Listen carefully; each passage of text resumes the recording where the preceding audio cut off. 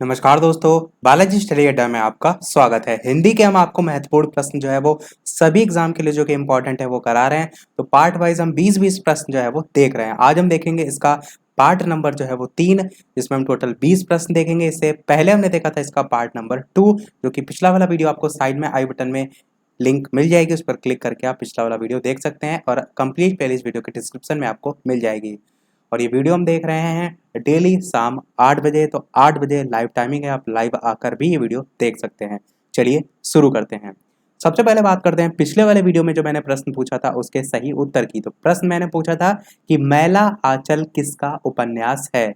4 option भी आपको मैंने दिए थे, फणीश्वर नाथ रेणु, रामचंद्र शुक्ल, महादेवी वर्मा या नागार्जुन। तो इस प्रकार से 4 ऑप्शन थे, आपको बताना था कि इन चारों में से कौन सा सही होगा।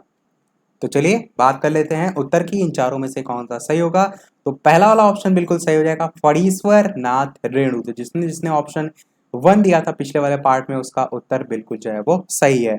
तो जो मैला आंचल है वो इनका एक प्रतिनिधि उपन्यास है और हिंदी का श्रेष्ठ और सशक्त आंचलिक उपन्यास के रूप में भी इसे जो है वो जाना जाता है। इसके बारे में थोड़ा सा यदि बात करें तो नेपाल की सीमा से सटे उत्तर पूर्वी बिहार के एक पिछड़े ग्रामीण अंचल को जो पृष्ठभूमि है वो बनाकर रेणु जो है उसने इसमें वहाँ के जीवन का, जैसे कि वहाँ स्वयं ही घनिष्ठ रूप से किस प्रकार से जुड़े हुए थे, या कह सकते हैं अत्यंत जीवंत और मुखर चित्रण जो है वो किया है। साधारण सी भाषा में कहें तो उत्तरी पूर्वी या उत्तर पूर्वी बिहार के एक पिछड़े ग्रामीण अंचल को या उसके बारे में इसमें जो है वो बताया गया है, कैसा वहाँ का जो है वो जीवन है। चलिए शुरू करते हैं अब अपने इस वीडियो के प्रश्न। तो इस वीडियो का आपके लिए पहला प्रश्न है कि ता वर्ग का उच्चारण स्थान है। आपको बताना है इन चारों में से कौन सा सही होगा। सभी प्रश्न लगभग 1 लाइन के ही हैं, तो ज़्यादा समय ना लेते हुए मैं आपको लगभग 5 सेकंड का समय दूंगा। ऑप्शन एबीसीडी में से कौन सा सही होगा। चलिए बात कर लेते हैं उत्तर की। तो आपका यहाँ पर ऑप्शन नंबर बी वाला दंत जो है वो बिल्कुल सही हो जाएगा। इसी में आपका थोड़ा सा अलग तरीके से भी इसे लिखा जाता है, द आधीना आधीता और या इस प्रकार से भी लिखा जाता है, और दंत भी आपको लिखा देखने को मिलता है। तो ता वर्ग जो है उसका उच्चारण स्थान यही होता है, और उसमें उच्चारित ध्वनि में कौन कौन से वर्ण आते हैं। तो आपका ता है, था है, दा है, धा है, ये सभी आपके जो है वो आ जाते हैं। चलिए देखते हैं अपना अगला प्रश्न। दूसरा दूसरा प्रश्न कह रहा है कि पा वर्ग का उच्चारण स्थान क्या है। दंत, कंठ, ओष्ठ या मूर्धा। आपको बताना है option A B C D में से कौन सा जो है वो सही होगा। पा वर्ग का उच्चारण स्थान जो है आपको बताना है। बात कर लेते हैं चलिए उत्तर की। तो आपका ऑप्शन नंबर सी ओष्ठ जो है वो बिल्कुल सही हो जाएगा। अब आपके जो पा वर्ग है इसमें कौन कौन से व्यंजन आते हैं। तो आपका पा आता है, फा आता है, बा आता है, इसी प्रकार भा आता है, इसी प्रकार माँ भी जो है वो आता है। तो ये सभी आपके जो है वो व्यंजन आते हैं जब बात की जाती है पा वर्ग की। देखिए प्रश्न में जो व्यंजन है लगभग लगभग सभी को पता होते हैं, और जो प्रश्न आजकल पूछे जाते हैं वो स्वरों से पूछे जाते हैं। तो ओष्ठ जो है इसमें स्वर आपके कौन कौन से आते हैं। तो आपका छोटा ऊ और बड़ा ऊ, ये दोनों स्वर आते हैं यदि बात की जाए ओष्ठ से उच्चारित होने वाले आपके स्वरों की। तो ये भी साथ में ध्यान में रखिएगा। और इसी प्रकार जो पिछले वाले हमने अभी प्रश्न में देखा था ता वर्ग, इसमें यदि बात करें जो मैंने उत्तर बताया था दंत, तो दंत की यदि बात करें, दंत के ही संबंध में ये भी आपसे पूछा जा सकता है कि स्वर कौन सा होता है उच्चारण में। तो आपका ली जो है वो होता है जब स्वरों की बात की जाए। अगला प्रश्न देखते हैं तीसरा, क्योंकि दूसरा प्रश्न जो है हमने देख लिया। तीसरा प्रश्न आपका कह रहा है कि चा वर्ग का उच्चारण स्थान है। तालु है, ओष्ठ है, कंठ है या इनमें से कोई नहीं। आपको बताना है कि इन चारों में से कौन सा सही होगा। तो चलिए बात करते हैं उत्तर की। तो आपका तालु जो है ऑप्शन नंबर ए बिल्कुल सही हो जाएगा। अब चा वर्ग जो है इसमें आपके कौन कौन से आते हैं। तो चा आता है, छा आता है, जा आता है, झा आता है, इया आता है, ये सभी आपके जो है वो आते हैं।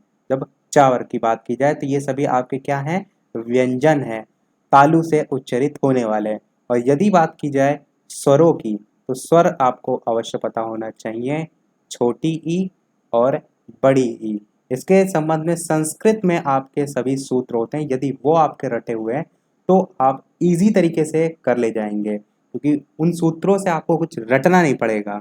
जैसे कि आप इसी की बात कर लेते हैं, जैसे कि तालु, तो इसका सूत्र संस्कृत में होता है ईचु यसा नाम तालु। तो ईचु में जो ई आ रहा है उससे ये दर्शाता है कि ई, छोटी ई और बड़ी ई ये दोनों स्वर आते हैं। ईचू ऐसा नाम तालु में जो चा आ रहा है बाद वाला, ई के बाद वाला, वो जो वर्ग है उसको दर्शाता है चा छा जा जा जा, यानी कि चा वर्ग जो है आपका पूरा इसमें आ रहा है। ईचू ऐसा नाम तालु, उसके बाद लास्ट में तालु भी आ रहा है, तो आप कह सकते हैं कि तालु तालु जो है उससे उच्चारित होने वाले ये सभी जो है वो वर्ण है। और ईचू ऐसा नाम में ही शाह भी आ रहा है, तो ये वाला सा आता है, और ये वाला सा ये दर्शाता है कि ये वाला सा, बात करें उच्चारण की दृष्टि से तो तालु से ही इसका उच्चारण होता है। अलग अलग होते हैं, शाह होता है, सा होता है, एक ये वाला षटकोण वाला, और एक ये वाला सा होता है संतरा वाला, और हाँ ये सभी आपके होते हैं। तो इनके जो उच्चारण हैं वो अलग अलग होते हैं, ये आपके सभी ऊष्म व्यंजन में जो है वो आते हैं। आगे हम प्रश्नों के साथ साथ जानते चलेंगे। देखते हैं अपना अगला प्रश्न चौथा, वर्णों के समूह को क्या कहते हैं आपको बताना है। समूह शब्द कहते हैं, संयुक्त शब्द कहते हैं, वर्णमाला कहते हैं, या इनमें से कोई नहीं। आपको बताना है कि इन चारों में से कौन सा सही होगा। ऑप्शन ए, बी, सी या डी। बात करते हैं उत्तर की, तो आपका वर्णमाला बिल्कुल सही हो जाएगा। वर्णों के समूह को वर्णमाला के नाम से जानते हैं, जैसे कि आप देखते भी हिंदी में वर्णमाला होती है। अगला प्रश्न 5 कह रहा है छ, त्र और ज्ञा ये तीनों कौन सा व्यंजन है। संयुक्त व्यंजन है, ऊष्म व्यंजन है, ता वर्गीय व्यंजन है, या इनमें से कोई नहीं। आपको बताना है कि इन चारों में से कौन सा सही होगा। छत्र ज्ञा, और आपको श्रा भी देखने को मिलता है, जो श्रेया वाला जो श्रा होता है वो वाला, तो वो भी आपको देखने को मिलता है। ये सभी किसमें आते हैं, बात कर लेते हैं उत्तर की। तो आपका पहला वाला ऑप्शन संयुक्त व्यंजन बिल्कुल सही हो जाएगा। साथ ही साथ हम ये भी जान लेते हैं कि जो संयुक्त व्यंजन है ये किससे किसके किससे मिलकर बने होते हैं। तो आपका जो ये छा दे रखा है ये आपका बना होता है का हलंत लगाएंगे प्लस शा से, ये छा हो गया। त्रा की बात करें तो आपका हलंत लगाएंगे ता और रा से मिलकर बना होता है। ज्ञा की बात करें तो ये बना होता है आपका जा और इया से मिलकर। और बात करें, मैंने आपको बताया कि स्रा भी होता है, ये आपका किससे बना होता है, ये आपका ये वाला शा होता है और साथ में रा होता है। तो ये आपके चारों संयुक्त व्यंजन जो है वो होते हैं। और प्रश्न में डायरेक्ट कभी कभी ये भी पूछ लिया जाता है कि जो छा है इनमें से किससे किससे मिलकर बना होता है, तो इस प्रकार से भी आपसे प्रश्न जो है वो पूछा जा सकता है। अगला प्रश्न देखते हैं छठा, पुस्तक कौन सा शब्द है। तद्भव शब्द है, तत्सम शब्द है, देशज शब्द है, या विदेशज शब्द है। आपको बताना है कि इन चारों में से कौन सा सही होगा। चलिए बात कर लेते हैं उत्तर की। तो आपका, तो इन चारों में से आपका ऑप्शन नंबर बी तत्सम जो है आपका सही हो जाएगा। तत्सम जो है आपके संस्कृत के शब्द होते हैं, यहाँ पर सा लिखा हुआ है, आप इससे भी याद रख सकते हैं। तत्सम आपके संस्कृत के शब्द होते हैं, और बाकी बचा जो तद्भव ये आपका हिंदी का होता है। तो यहाँ पर जो तत्सम है वो आपका पुस्तक है, तो इसका तद्भव क्या होता है पुस्तक का, तो पोथी जो है इसका जो है वो तद्भव होता है। आपने काफ़ी जगह पोथी पढ़ पढ़ जगमुआ पंडित भयाना, कोई ये सुना भी होगा, एक दोहा है टाइप का, तो वो आपका हो जाएगा। चलिए देखते हैं अपना अगला प्रश्न सातवां। अगला प्रश्न सातवां है, आग कौन सा शब्द है। तत्सम शब्द है, तद्भव शब्द है, देशज शब्द है, या विदेशज शब्द है। आपको बताना है कि इन चारों में से कौन सा सही होगा।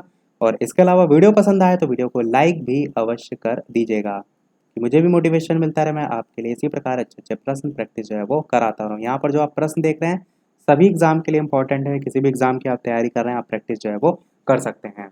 चलिए अब बात करते हैं उत्तर की। तो आपका तद्भव बिल्कुल सही हो जाएगा।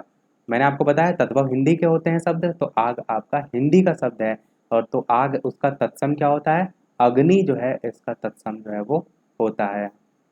चलिए देखते हैं अपना अगला प्रश्न आठवां, पृथ्वी कौन सा शब्द है। तत्सम शब्द है, तद्भव शब्द है, देशज शब्द है, या इनमें से कोई नहीं। आपको बताना है इन चारों में से कौन सा सही होगा।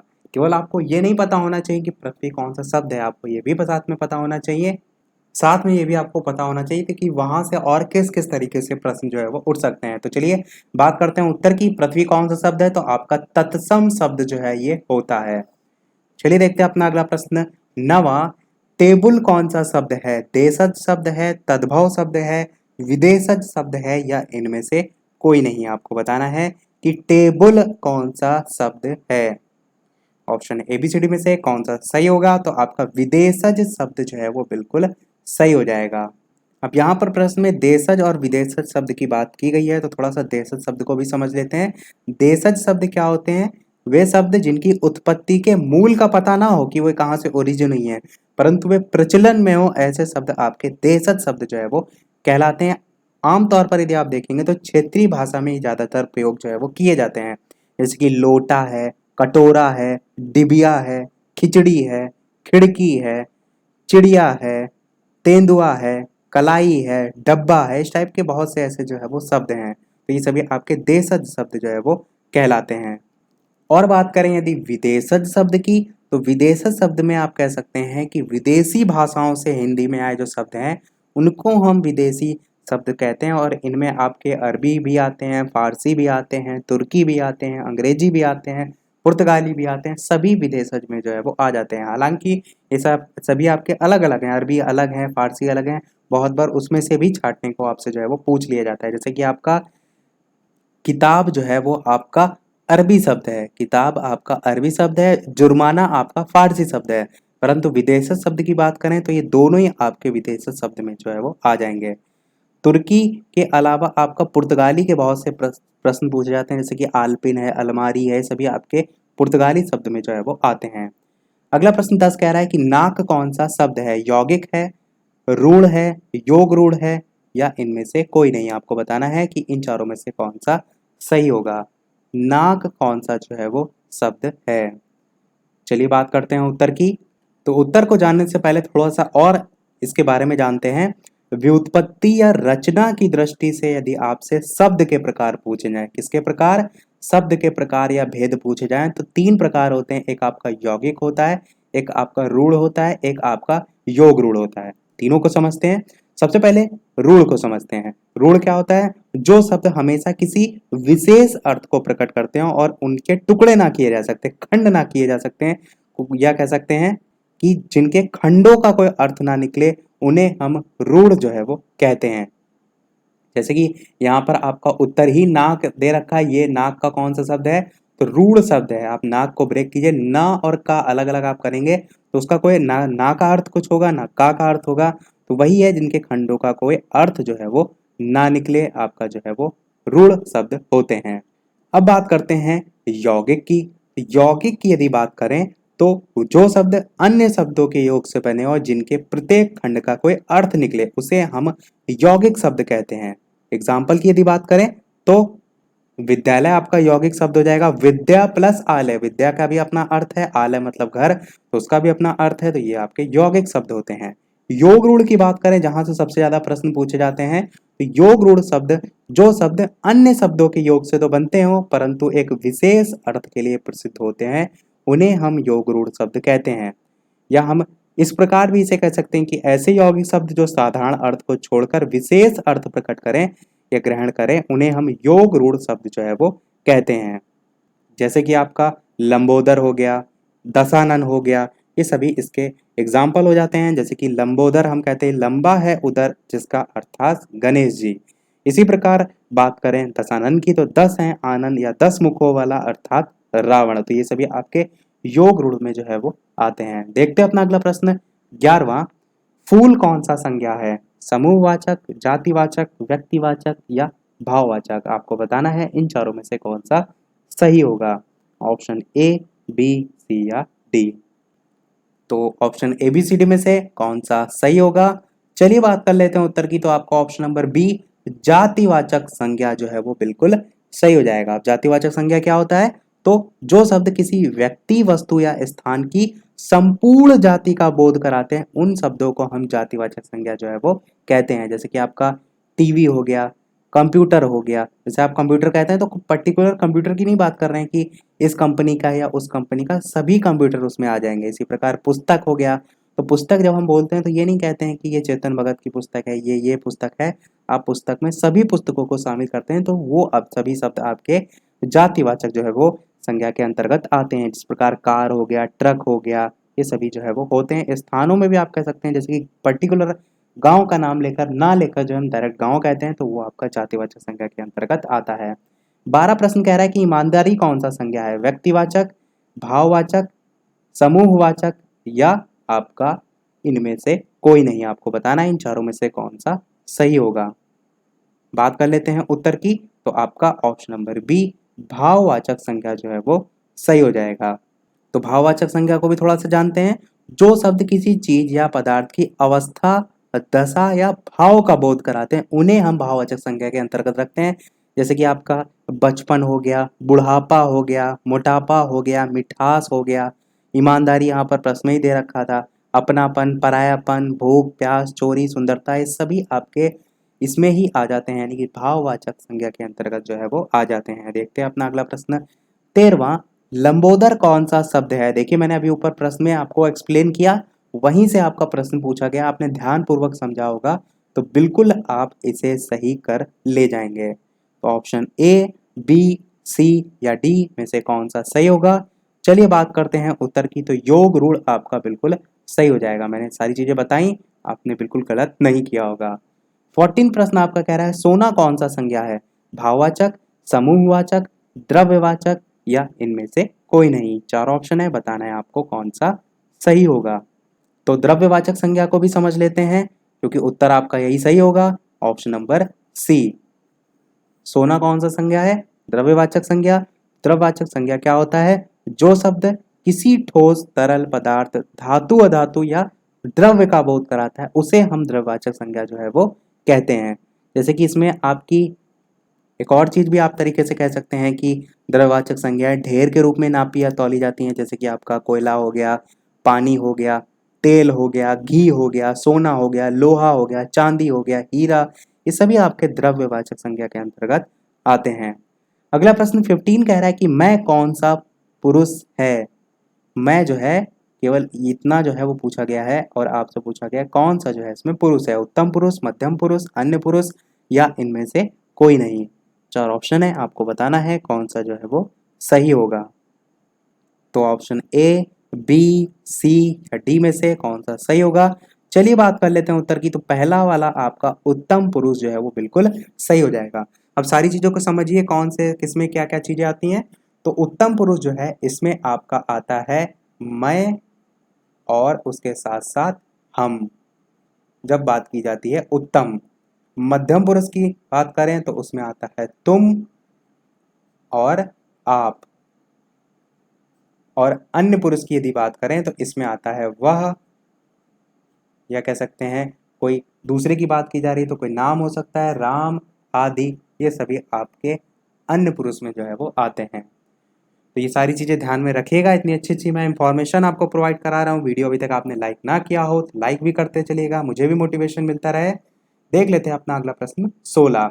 आप कौन सा सर्वनाम है? निश्चयवाचक सर्वनाम, अनिश्चयवाचक सर्वनाम, निजवाचक सर्वनाम या इनमें से कोई नहीं? बताना है आपको इन चारों में से कौन सा जो है वो सही होगा। ऑप्शन ए, बी, सी या डी? तो ऑप्शन ए, बी, सी या डी में से कौन सा सही होगा? चलिए बात कर लेते हैं उत्तर की। तो आप कौन सा सर्वनाम है? आपका निजवाचक सर्वनाम जो है वो हो जाएगा। और निजवाचक सर्वनाम की बात करें तो वे सर्वनाम जिन्हें बोलने वाला कर्ता स्वयं अपने लिए प्रयुक्त करता है, उन्हें हम निजवाचक सर्वनाम कहते हैं। जैसे कि आप इसमें एग्जाम्पल क्या क्या रख सकते हैं, तो अपनी रख सकते हैं, या कह सकते हैं अपना रख सकते हैं, स्वयं रख सकते हैं, या खुद रख सकते हैं, अपनी रख सकते हैं, आप रख सकते हैं, जो कि प्रश्न में ही पूछा गया था। तो ये सभी आपके निजवाचक सर्वनाम के अंतर्गत जो है वो आ जाते हैं। और थोड़ा सा ऑप्शन अन्य को भी देख लेते हैं। जैसे कि लिखा हुआ है यहाँ पर अनिश्चयवाचक सर्वनाम, तो वे सर्वनाम शब्द जिनसे किसी निश्चित वस्तु या व्यक्ति का बोध नहीं होता है, वे आपके अनिश्चयवाचक सर्वनाम कहलाते हैं। जैसे कि आप कह सकते हैं इसमें क्या क्या आ जाएगा, कुछ आ जाएगा जहां पर कोई चीज निश्चित ना हो, या कह सकते हैं किसी आ जाएगा, या कह सकते हैं कोई आ जाएगा। ये सभी आपके क्या हैं? अनिश्चयवाचक सर्वनाम। निश्चयवाचक सर्वनाम नाम से ही आपको समझ में आ रहा हो कि वे सर्वनाम जो किसी निश्चित व्यक्ति या वस्तु का बोध कराते हैं उन्हें हम निश्चयवाचक सर्वनाम कहते हैं। इसमें क्या आएगा, इसमें आपका यह आ जाएगा, पर्टिकुलर हम किसी पर्सन की बात कर रहे हैं वह आ जाएगा, ये आ जाएगा, ये सभी आपके इसमें जो है वो आ जाएंगे। तो ये सभी इसके एग्जाम्पल हैं। चलिए देखते हैं अपना अगला प्रश्न 17। पुष्प कौन सा शब्द है? तत्सम शब्द है, तद्भव शब्द है, देशज शब्द है या विदेशज शब्द है? बताना है आपको इन चारों में से कौन सा सही होगा। ऑप्शन ए, बी, सी या डी। तो चलिए बात कर लेते हैं उत्तर की।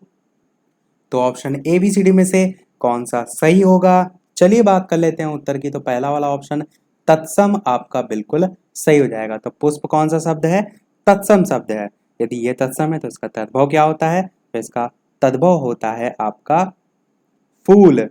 आपका फूल जो है इसका तद्भव शब्द होता है। फूल आपका हिंदी का है, पुष्प आप कह सकते हैं संस्कृत का है। अगला प्रश्न देखते हैं 18। ख्याल कौन सा शब्द है? ये थोड़ा सा डिफरेंट पूछा गया है, देखते हैं कितने लोग सही बताते हैं। देशज, विदेशज, तद्भव या इनमें से कोई नहीं। बताना है आपको ख्याल कौन सा शब्द है। ऑप्शन ए, बी, सी या डी। तो चलिए बात करते हैं उत्तर की। आपका विदेशज शब्द बिल्कुल सही हो जाएगा। तो जिसने इसने बी ऑप्शन टिक किया उनका बिल्कुल सही है। देख लेते हैं अपना अगला और इस वीडियो का लास्ट प्रश्न। इस प्रश्न के बाद एक प्रश्न हम आपसे भी पूछेंगे, जैसे कि सभी वीडियो में हम आपसे एक ना एक प्रश्न पूछते हैं। इसके अलावा वीडियो अभी तक आपने लाइक ना किया हो, थोड़ा भी वीडियो आपको पसंद आया हो, थोड़ा भी वीडियो आपको इंफॉर्मेटिव लगा हो, तो वीडियो को लाइक अवश्य कर दीजिएगा ताकि मुझे भी मोटिवेशन मिलता रहे। मैं आपके लिए जितनी मेहनत करता हूँ बेकार बिल्कुल भी ना जाए।